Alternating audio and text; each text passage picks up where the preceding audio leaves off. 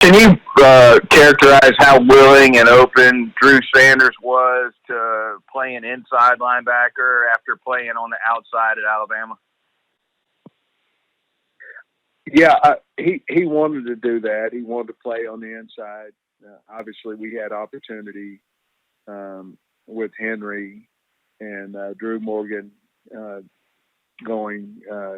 graduating. So I'm sure he saw that, and he wanted to play in there, and we certainly had opportunities for that, and of course we're using him on the edge as well. But that was something that he was adamant about in the short, brief recruiting process that there was. Thank you. Next is Jason Scarborough of Spirit Media. Coach, KJ Jefferson had that play against Texas A&M that went crazy, and I was just curious, what can you share with us that you've said to him this week to kind of keep him up? That was such an emotional game. You've got a big challenge coming up against Alabama. What have you guys done this week to kind of keep him up and focused? You mean you're talking about the one play of the game? You're talking about the fumble? Yes, sir. Where he tried to jump into the end zone and everything just kind of went crazy after that. He had a lot of really good plays as well. But no, I think anytime you have elite players on your team, there's not a whole lot you have to say to them, to be perfectly honest. You saw him during the game after that play trying to play his heart out, trying to I don't know if make up for the play is something, but he was trying to win the game and had us in position to do that. So I think he'll be fine. I'll be honest with you. I stood up guys who made MAs. I stood up coaches, and including myself, that could have done a better job. I stood up guys who missed tackles. I stood up guys who missed blocks. And the bottom line is guys who missed kicks, guys who fumbled the ball. And the bottom line is the entire team stood up. We all made mistakes. Sometimes they're just bigger than others because of the situation and the timing of the game that they happened. But it was a mistake, and we had everybody on our team that made it a mistake, and coaches as well. So we all had to just move on from it. He's done a really nice job doing that this week. We don't have time to feel sorry for ourselves. We got the University of Alabama. We're needing to play, and so that's kind of how we handled it. He's fine. A quick follow-up to that, your defensive unit leading the country in sacks. What do you attribute this success to that's allowed you guys to get after the quarterback as well as you have? Well, I think a big part of it is that, obviously we are doing that. The past 2 seasons here, we've been playing a ton of double cloud coverage and, rushing 3 and trying to keep everything underneath us and those things. So we are playing a lot more man than we have in the past, which is allowing us to get another rusher. Obviously, Drew Sanders has something to do with that. Jordan Dominique has something to do with that. I think between them, they've got maybe 9 sacks or 10, something like that. So Barry has done a really good job, and Deke Adams of schematics. A lot of times sacks are something new that they haven't seen, and or just you have a better player than they do.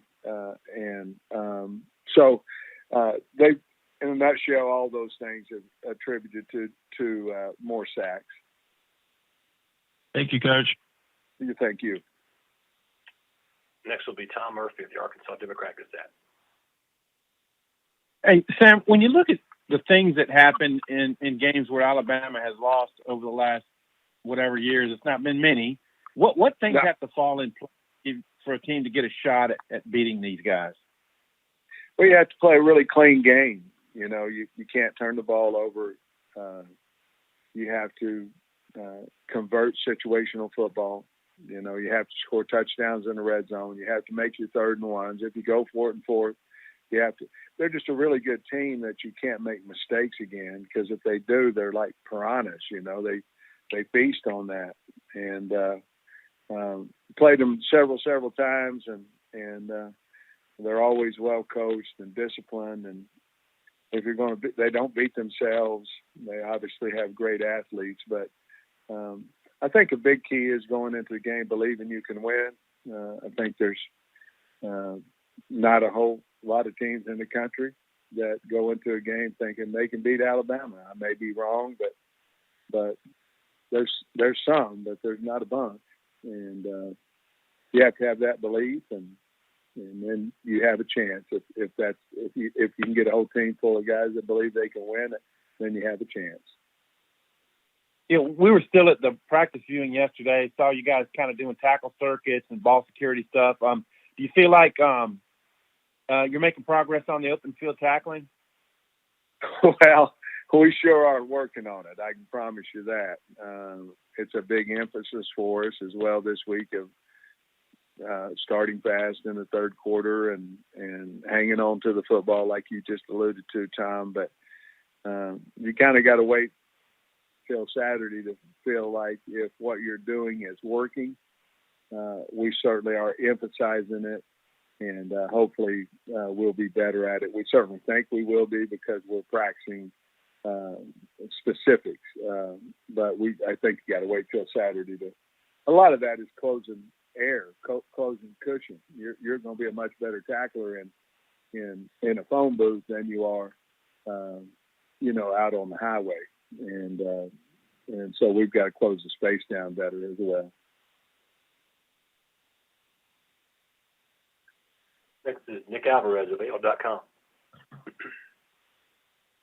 Hey Sam, I was wondering, even though the stats aren't necessarily there turnover-wise for the Alabama defense, how hard is it to kind of game plan kind of against Will Anderson and the rest of that unit? Well,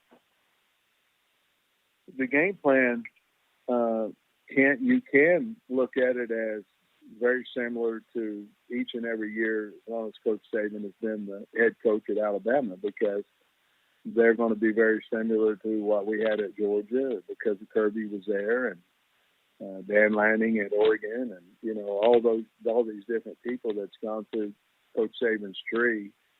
And you hit it on the head. It's the players, and so what you try to do going into a game is you find, and of course they have several of them. I think To'oto'o's playing his best ball I've ever seen him play. And so you go in there and you go, okay, who do they have that can run our game plan? And they have several guys. Obviously you mentioned Will, and I think To'oto'o is one of those guys. Byron Young. I mean, they have a lot of guys. Moody, Helms, Battle. They got a lot of guys that can ruin your game plan. So you just go through that and you have a base game plan, and then you better have an answer for their freakish type athletes and players. And they've got so many of them, it's hard to do, but certainly you try to eliminate the guys that can change the outcome of the game. So we know where they're going to line up, just like everybody who plays them. The problem is blocking them and running past them. And so we have our specifics for that. But other than that, they've been the same type defense for years. It's just the players have been different. Coach, we'll take one more. We'll go with Andrew Hutchinson of Best of Arkansas Sports. Yeah, Coach, y'all have played 4 games now, and you've got a handful of freshmen who played in all 4 games. With the 4-game redshirt rule, are there any guys you have to make decisions on now, or how do you approach that 4-game redshirt rule? Well, we really don't ever decide to redshirt somebody, to be honest with you. I think it just kind of happens. However, Tyrus Washington has been a guy we've used on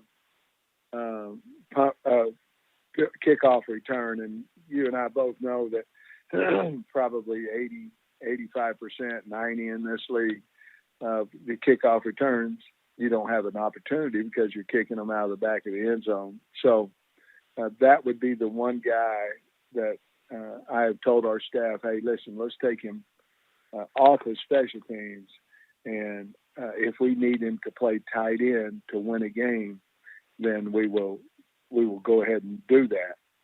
If not, then his 4 games have been played. That would be the only guy right now that's kind of not obvious, to be honest with you.